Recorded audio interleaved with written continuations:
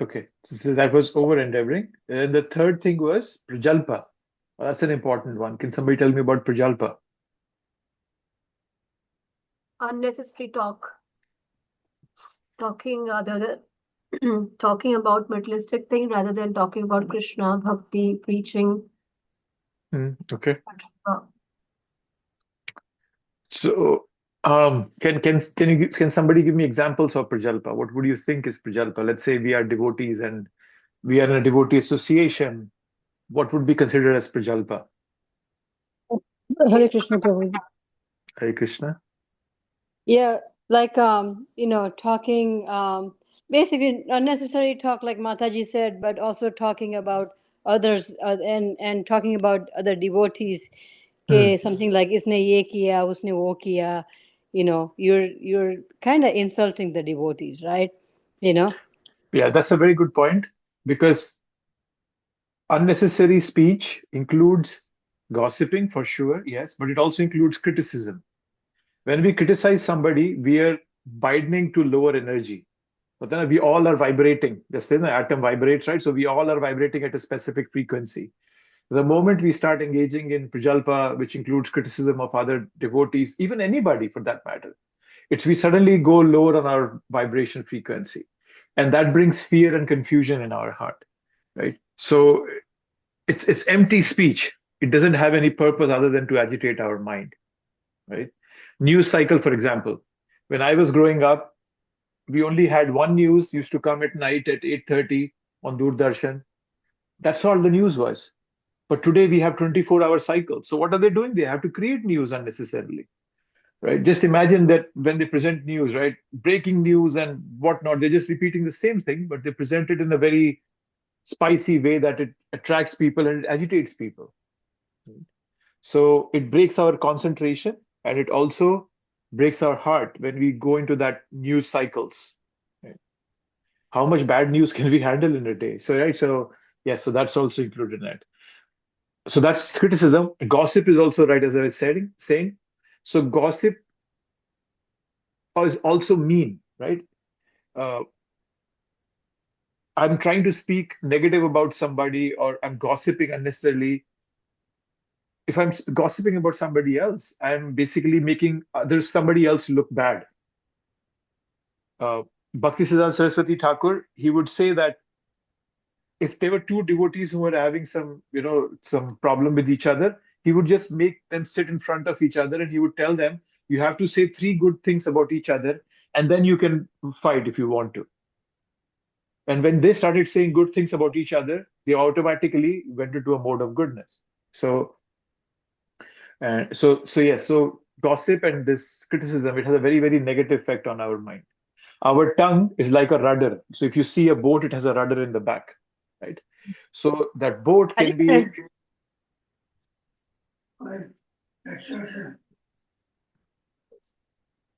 Can you please mute yourself if somebody is and let me do that. Okay. Yes. So a boat has a rudder in the back, if you see, and that can steer the boat in any direction. Similarly, our tongue is like a rudder, and it can steer our consciousness in any direction.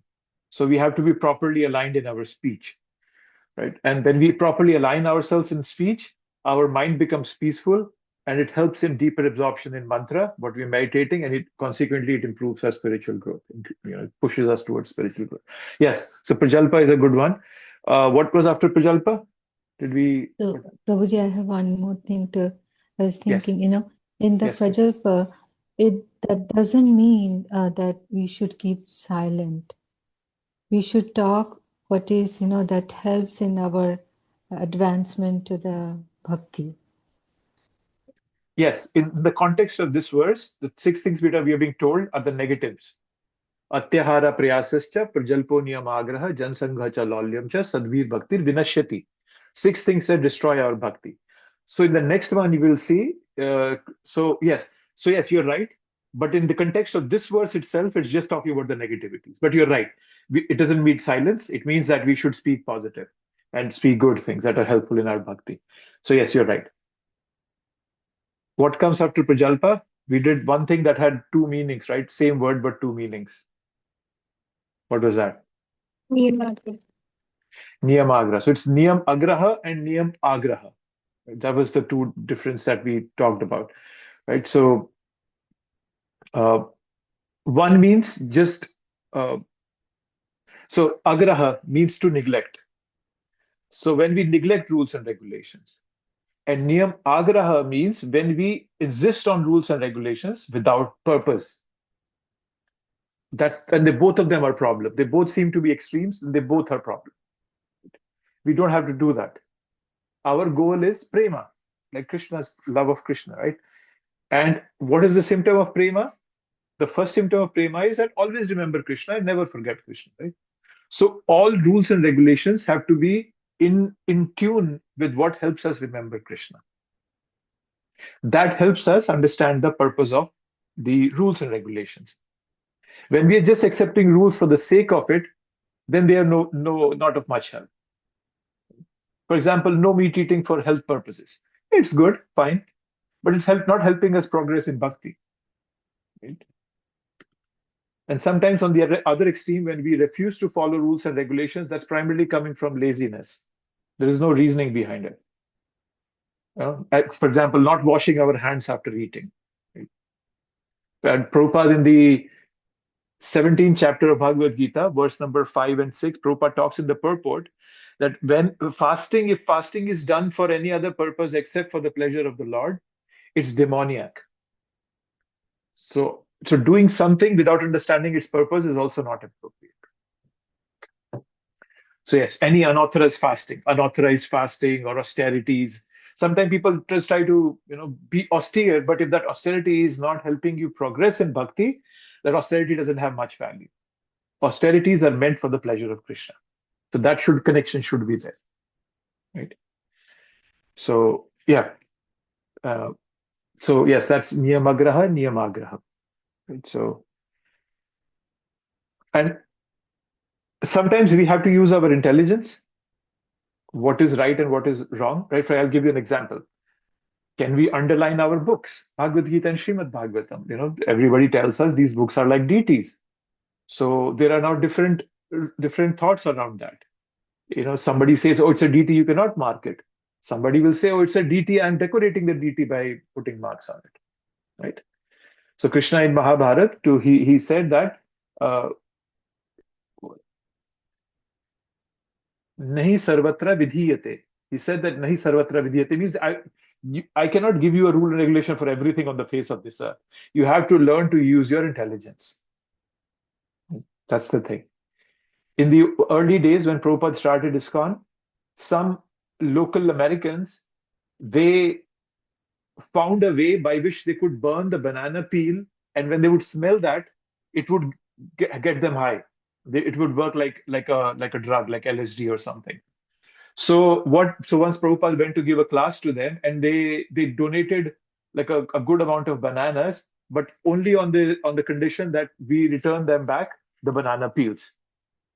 Right, Prabhupada, but then Prabhupada said it's okay. At least they're serving something to Krishna. Right? So we have to understand things with our intelligence also. If we start rigidly imposing something, not understanding the time, place, and circumstance, we make a mess of it. Right? So understand that. There are some clear distinctions, clear definitions. Do this, don't do that. But some places you might be not clear what not to do, what to do. Use your intelligence at that time. Where does intelligence come from? When you read Shastra. Prabhupada said Bhagavad Gita is the Vedic intelligence. When you read Bhagavad Gita every day, your intelligence becomes very strong. It becomes like the parent in the room. If there is no parent in the room, the kids will make a huge mess. But if the parent is in the room, the kids will be controlled. So read scriptures regularly. 1 page, 2 pages, your choice, depending on your time and bandwidth. I'm sure you all have time for more than that, at least more than 2 pages. But then read every day. Consistency is king, as I've heard and as I'm telling you. Okay, so yes, that's niyamagraha, niyamagraha. Then, okay, so the next one, we didn't do Jan Sangha, right? So we can do that. Okay. So Jan Sangha is the next one. Just give me a second. Let me share my screen. We did it. Prabhuji, We did Jan Sangha. it was an undesirable association. Okay, so we did Jan Sangha, that's good. Yeah.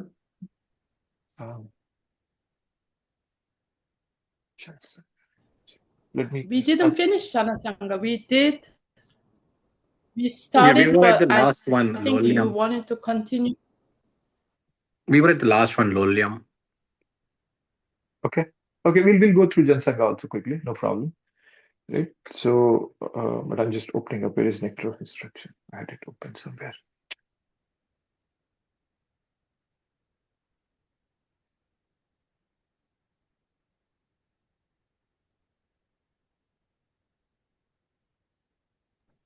Prabhu, Haribol, can you go a little bit into Lolium, Prabhuji? I haven't reached Lolium yet. After Jan Sangha, it comes Lolium, right? Atyahara Priyasascha Prajalpo Niyamagra Jan Sangha cha Lolium cha. Lolium is the last one. I'll talk about that.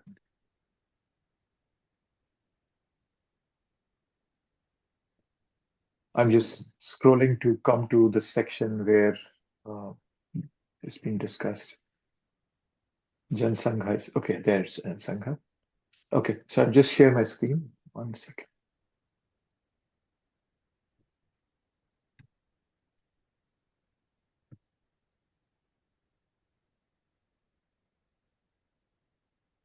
Yes, so let's Jan Sangha.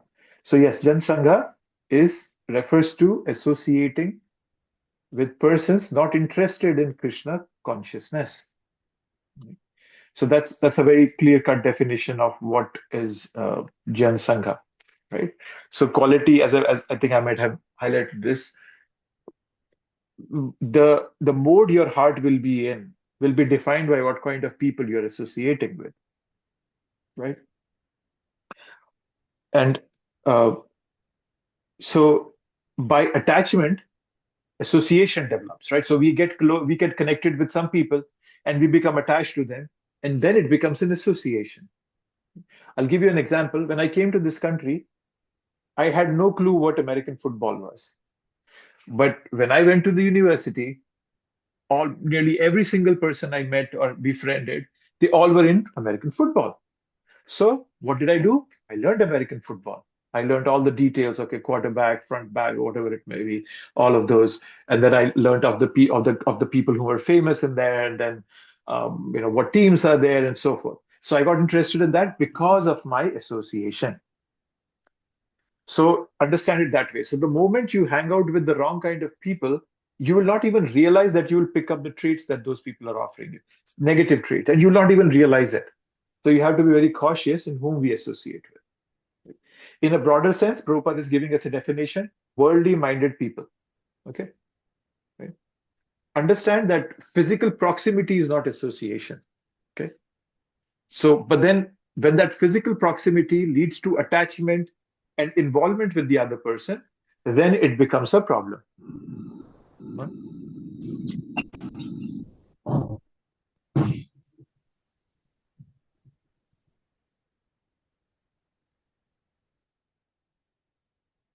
Okay.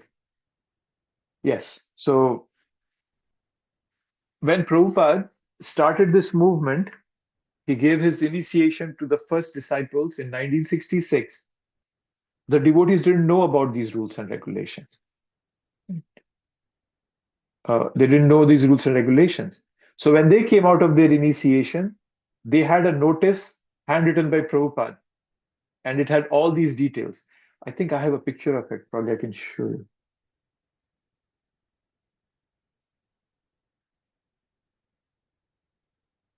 You see this is here. This is the notice here, and it tells all these things. All devotees must attend morning, evening classes, no illicit sex, vegetarianism, and so forth. And so he gave all these details in there, in the notice, and then he signed it. It's his name, A.C. Bhaktivedanta Swami Charya. So all these things, what was Prabhupada trying to do? He was trying to restrict the association of his disciples for their benefit. If you're going to attend morning and evening classes, you don't have much time to go and hang out with your old friends, right? Morning, evening classes, in the daytime you go to work, right? If you don't hang out with your wrong, if you are no more taking any intoxicants, you're not going to hang out with your drug addict friends anymore. So all these things, all the notices that Prabhupada gave to his disciples, they were helping them protect them from Jan Sangha, from their bad association. And then Prabhupada had this one: should not waste time in idle talks, nor engage himself in frivolous sports. No wasting time in idle talks. Be very careful about that. So Prabhupada was stressing on Prajalpa here. No Prajalpa, no Jansangha. So that's what Prabhupada was doing. So as I've told you I don't know if I've mentioned this here, but whatever Prabhupada did was always based on Shastra. It was not anything that he randomly created. So it's something to imbibe that whatever Prabhupada is bringing us is coming right from the heart of Shastra. Prabhupada has just presented in a way that we can just pick it up and walk with it. Okay, so that's Jan Sangha. Any questions or thoughts about Jan Sangha? Prabhu, I had a question. This is Sandeep. Yes, Prabhu. So Jai Sangha, how does that, I know you didn't go into it too much, is associations with family members that are not really, Krishna oriented, right? So can you go a little bit into those relationships and how to kind of circumvent those? Because, you with family, it's a closer relationship than somebody that you leave. You can kind of, avoid them if you want, right? Family, how do you avoid? So can you go to that a little bit? So now it depends what your family is like. I'll give you an example. I go to India. I have my parents in India. I meet them regularly, like once a year or twice a year at the most. And I live with them for a few days. They are not devotees. However, they are not against my practice. They actually motivate me. They whatever they cook, they very happily avoid onion garlic for the time I'm there. They they offer the food, and so when I chant, and when I'm reading Bhagavad Gita, they are happy to. They're not devotees, but then they're not against my practices. That kind of family members is not a problem. That's okay. So understand that association. So when you meet somebody, that's not association that's being referred to here. If you develop a desire to contact that other person, that is called association. What that means is, if it is coming, if it's your aspiration, your craving for something, that is association. But if you go and live with your family members, yes, inside you don't have any desire. Externally, you have to show it. It's not going to affect you much. The problem comes when your heart starts desiring that association. Oh, I'm missing my family members, or they always go out and eat, or they go out and party, or I'm missing them. Then that kind of association is a problem. Obviously, you don't have to wear your practices on, like just show them off. If there are people in your family who are not very accepting of what you are doing, you just keep it to your minimum. Whatever you have to do, let's say, just if you have to chant, just sit in your room and chant. You don't have to be like in their face the whole time. But then also understand that it's not necessary that their association will affect you. It only affects you when you desire that association. As long as you're not desiring it, you're offering them something, you're offering them your association, that's okay. Right? So understand, you have to weigh, where does your family member stand? Are they favorable for your bhakti? Are they okay with it? Are they supporting you? Are they neutral, or are they against it? And in all that pattern, am I desiring to associate with them?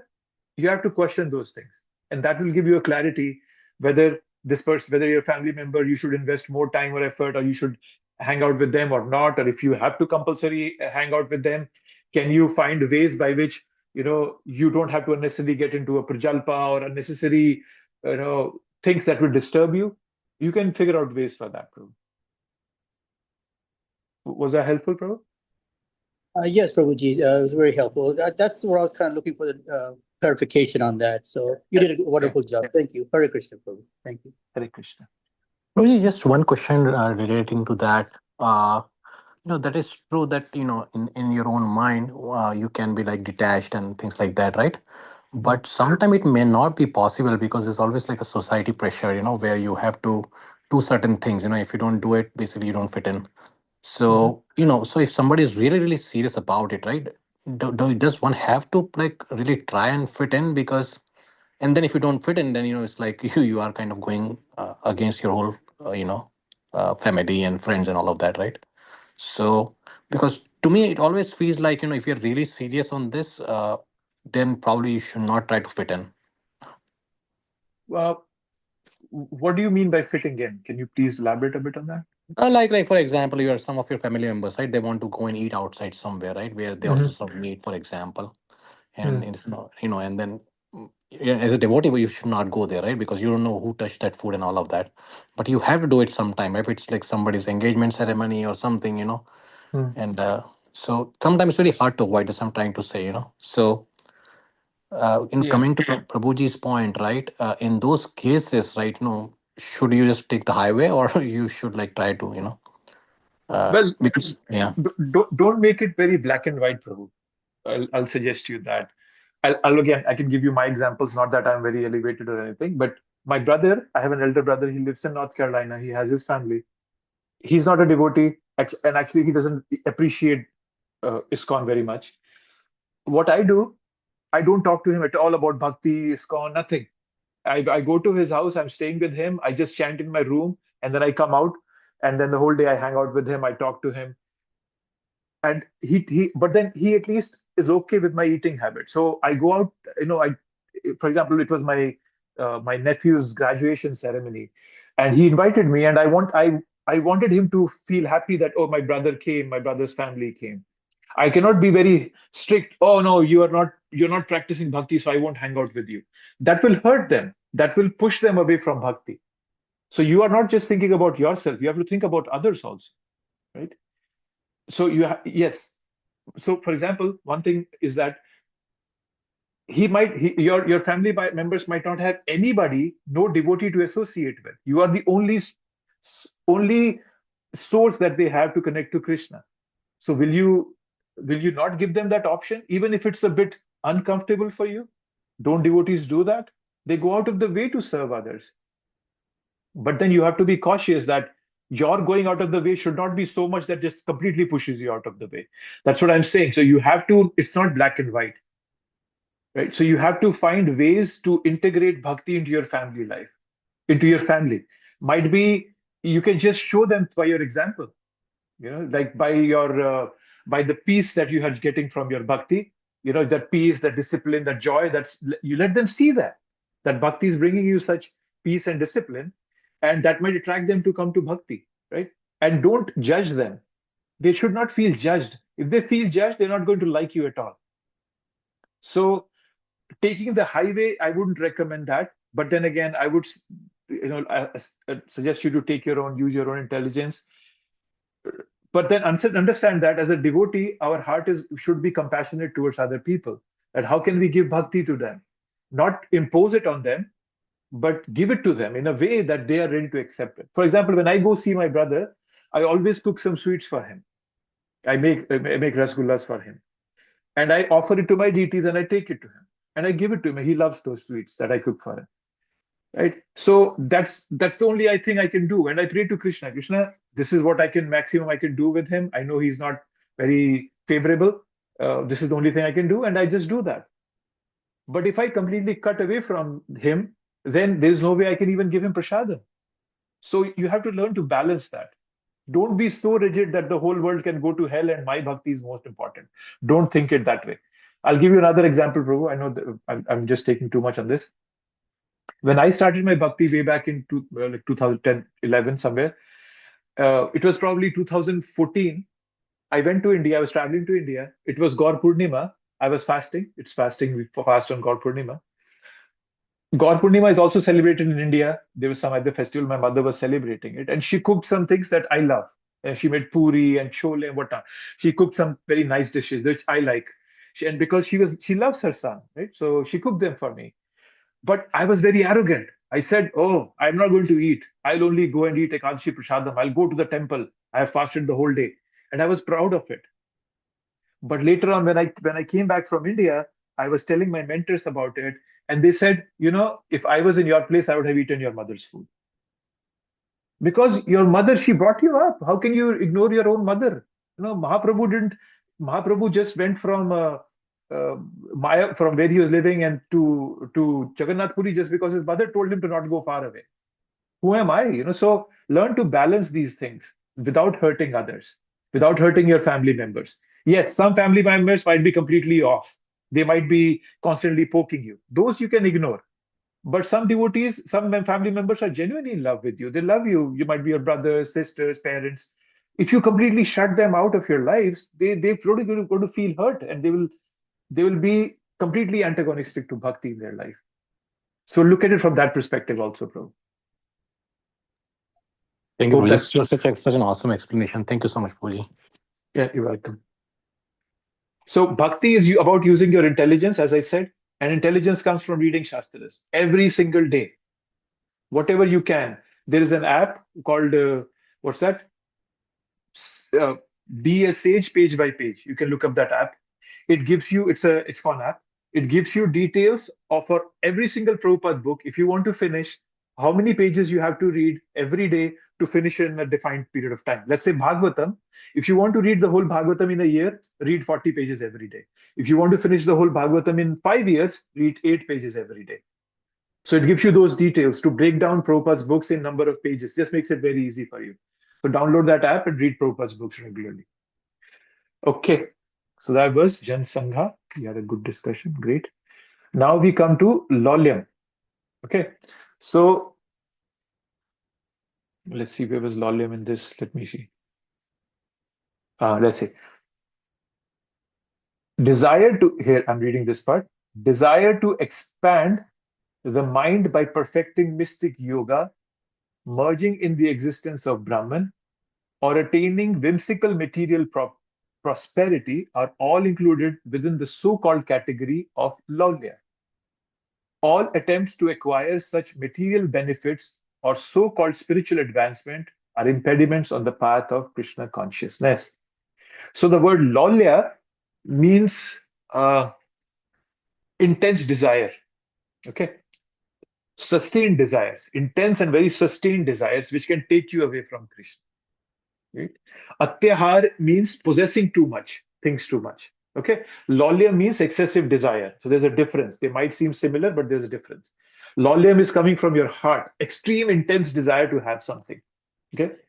So desires are inherently insatiable. If you have been in bhakti for some time, I'm sure you all must have experienced it. Your desires will never get satiated. Because they never get satiated, they're very detrimental for your growth.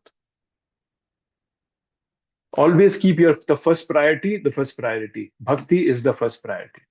Maya, that is the material nature, it comes in many different ways for practicing devotees like us. Right? For materialistic people, yeah, Maya just presents materialistic desires. But for devotees, Maya cannot come in that form, right? It cannot come in very blunt materialistic desires. Devotees have controlled that. Maya attacks devotees by confusing our priorities. And it also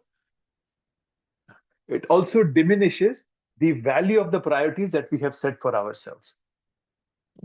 So Maya will come and sometimes will say that, oh, why are you being so fanatical?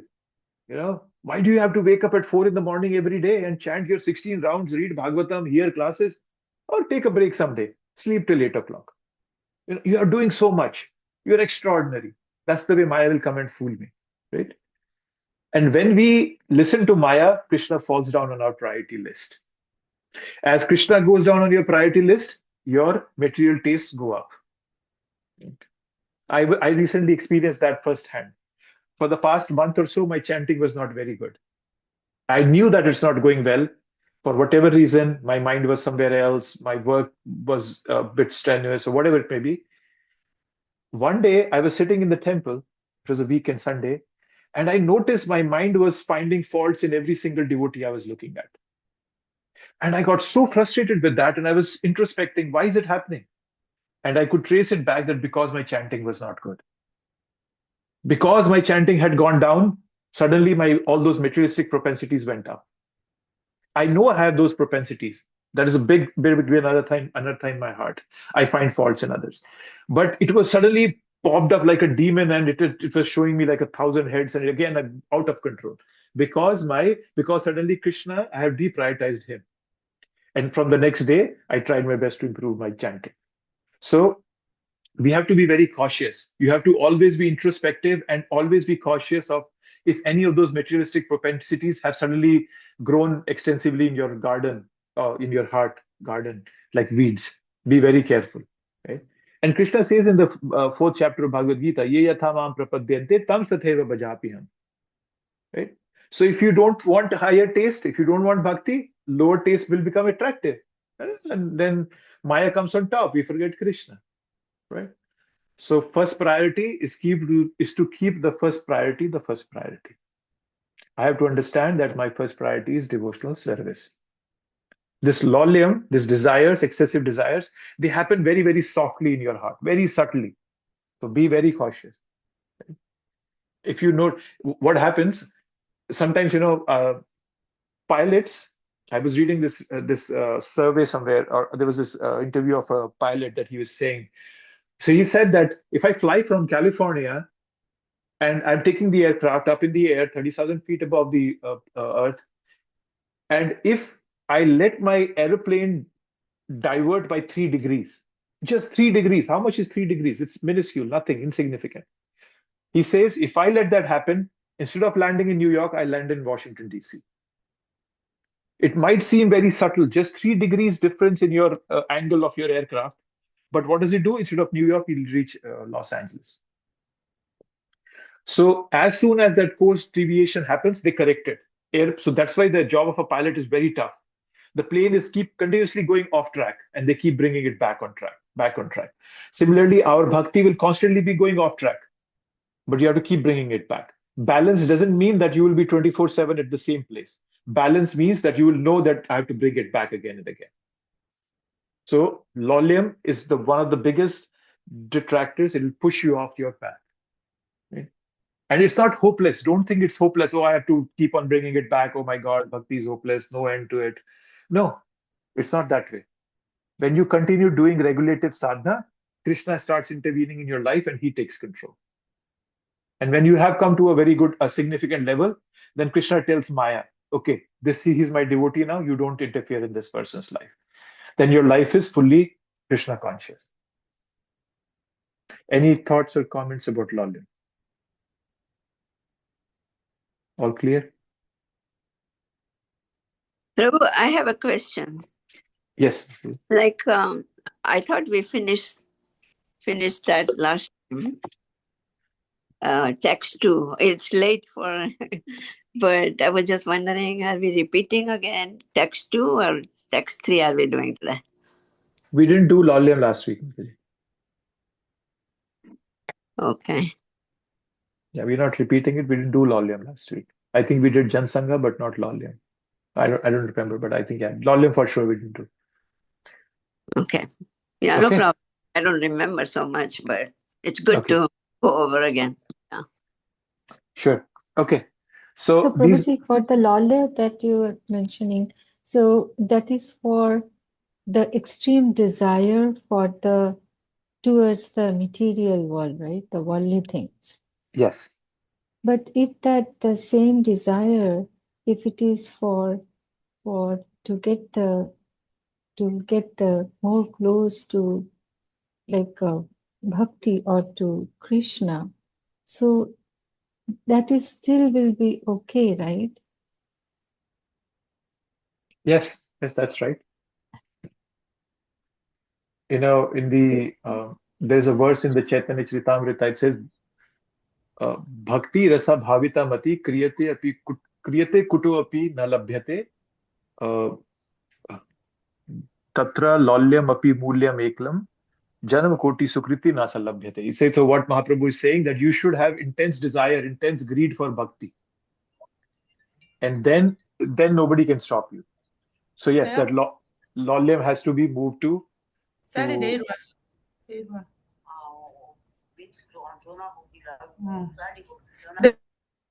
Yes, so lolium, that's lolium. Yes, you can do it for bhakti when you do it. Yes, that's very helpful.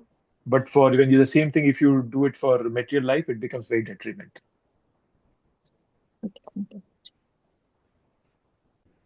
Okay. Hare Krishna. I'm sorry, I asked this question before, but even like a Bhakti center in Manhattan, they have yoga classes, pranayama classes. That's a mystic yoga. And many people come into Bhakti from door of yoga. They come to Kirtan, they come to Bhagavad Gita as a philosophy class, and then they enter the world of Bhakti. But once you get into Bhakti, you have no time for anything else after chanting and devotional service. So nothing is wrong with perfecting mystic yoga, doing pranayam, even like doing breathing exercise before chanting. That helps you to be aware and more focused, more calm. But I feel devotees, it's impossible to pursue both. You can be a perfect yogi Yeah. person, and then be a bhakti yoga person. But I've seen an Yeah. example. It's just a very rare occasion. And you have to understand the purpose behind it. See, Prabhupada in Bhakti Rasamrita Sindhu, the Nectar of Devotion, there is a verse that says, Anasaktasya Vishayan Yatharam Upayanjata Nirbandha Krishna Sambandhe Yuktam Vairagyam Uchyate. What it means is that the Vairagya means detachment. So what is the right form of detachment is when you're able to use everything for Krishna's service. You don't have to give up anything. So let's say you mentioned you saw mystic yoga in Bhakti Center, but the goal of the devotees there is not just to teach them mystic yoga, is to teach them mystic yoga in a way that they get interested in doing bhakti and eventually come to the platform of devotional practice. So they have that in their mind. They might or might not be making it very obvious to the people coming it for there. So that's called Yukta Vairagya. When you use everything for Krishna's service, you are completely given up using anything for yourself. So yes, devotees, when you might see devotees doing such things, like, okay, yeah, they're teaching mystic yoga, but then the goal in the heart of that devotee is to bring people to bhakti, right? In some way or the other. Got it. Thank you. When the movement started, many of Prabhupada's disciples would sell incense sticks. Oh, somebody would say, oh, that's not bhakti. But what they were doing was when somebody would take an incense stick, they would give a copy of Back to Godhead magazine for free. So they were, in one way, indirectly, they were bringing them to bhakti. Yeah. Thank you. You're welcome. Okay. Was there a hand raised? I thought, yes. Atil Bailey wants you. Prabhu, so I had, like sometimes you have so much like stress in life and you want to just not go towards Vairagya, but just, just go and get into bhakti. I mean, I know it's not wrong, but you're just, I guess, I don't know, help me out, Prabhuji. Just want to give up, right? Just want to give up? What do you mean, give up? Like just the क्या बोलते हैं, yeah, like a normal mundane life, just it's like it has no meaning sometimes, Or you I mean just want to, give up your material life just because it's too hard? Is that what you mean? yeah, yes. Well, that's not an appropriate way or reason for giving up. Because the moment your material life becomes nice, you'll again go back to it. We should not leave material life because we have started to hate material life or become fed up with it. We should give up material life because we have fallen in love with Krishna. So the reasoning there should be different. The intention should be different. If you So, leave material life because you're in love with Krishna, you're never going to come back. okay, Yes. so I'll rephrase it. So I'm, we're struggling with time, right? Wanting to have more time but not having time, and so like life, daily daily काम आता है, work पे जाना है, time you spend to go to work, and all this becomes like, not desired, Mhm. yeah. So I didn't get your question. What was the question in there? Yeah, so that kind of things that you want to give up, as in like just छोड़ दो material life, just Yeah, like you wanna, yeah, and you going can towards Krishna. spiritualize everything. You can spiritualize your work also. When you go to work, don't think that I'm working for my manager. You see, I'm working for Krishna. Krishna has put me in a situation. He's put me at this workplace. Think it from that perspective. And that'll give you a lot of motivation to keep working. Obviously, you don't want to work like 20 hours a day and 80 hours a week or something like that. Don't do that. Try to control it. But then when you are at work, you can do it with that mindset that, hey, it's for Krishna service.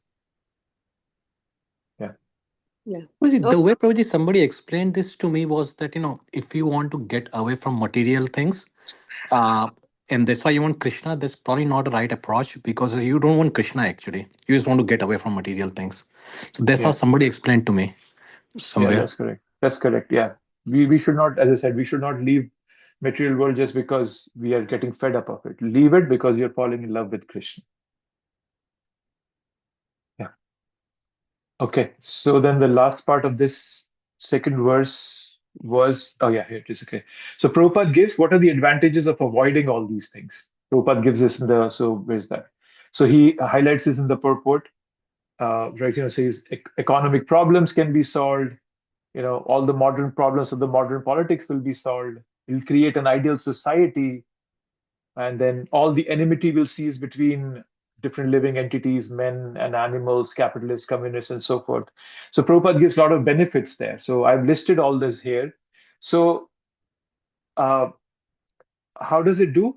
So if I just put a table here, and I'll share these slides so you don't have to necessarily screenshot or anything, but I'll send these slides to you. I put them somewhere and so that you have access to them. Right. So I put a list here that how each of those things which Prabhupada is highlighting, they are eventually being caused by one of these 6 factors. Right. And then what's the correction for them? For example, the enmity between man and animal, it comes from atyahara, from desiring to eat right? And then lolya means desire. Oh, I want to enjoy deer skin or whatever it may be, nonsense. So that's practically enmity between man and animal. Right? We are not respecting life just because I have a taste for it or I want to fill my belly with it. So correction in Krishna consciousness is that you respect all life, the cow protection, and that results in peaceful existence. Capitalists and communists are always fighting with each other. Capitalists say money, everybody wants to earn money. Communists say everything belongs to the government. Prabhupada is proposing, make it a spiritual communism. Everything belongs to Krishna, right? If you see everything that it belongs to Krishna, then it becomes a very peaceful place. This whole world becomes a very peaceful place. So yes, so there are benefits of walking through all these problems that we are seeing. Political instability, right? So if everybody is trained in what their purpose is, what dharma is, what spirituality is, then they will become very good leaders. The government will be trustworthy. The population will be very favorable to the government. They will be happy. They'll always not be stressed out. Or, I don't know, probably the ICE is going to come and pick me away and deport me or something. The government becomes trustworthy. I have no issues with Trump. But yeah, so all the political instability goes away. It becomes an ideal society. If people are taught what Varnashrama is not a religious system. Varnashrama is a very practical system. And we'll talk about it more when we come to Bhagavad Gita. I'll talk about in detail Varnashrama. But it just teaches how you can align yourself according to your nature. If you are very intelligent, you can come to the Brahmana quality, you're very strong and you're very business minded.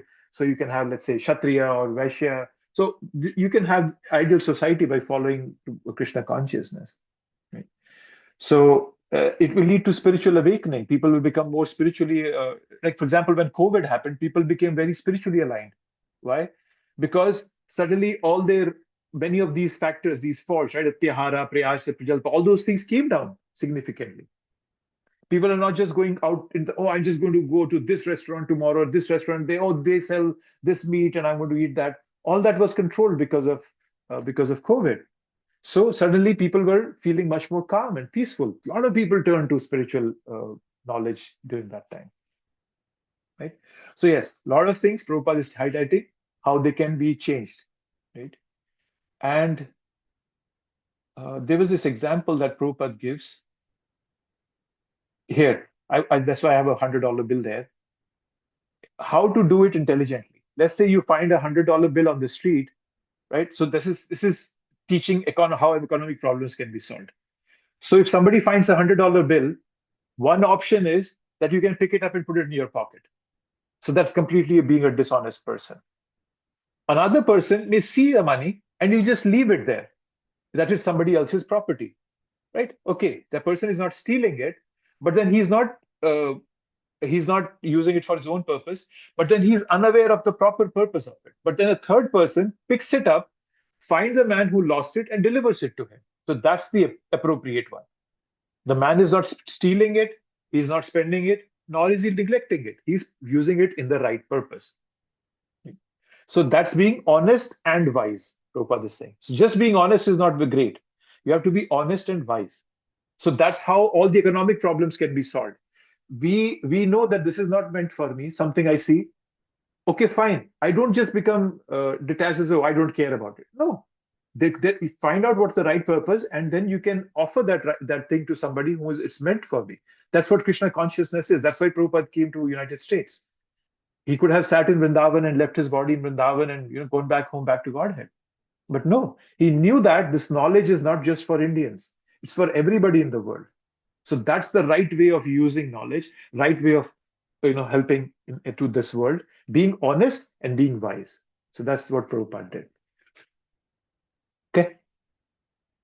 That ends our second chapter.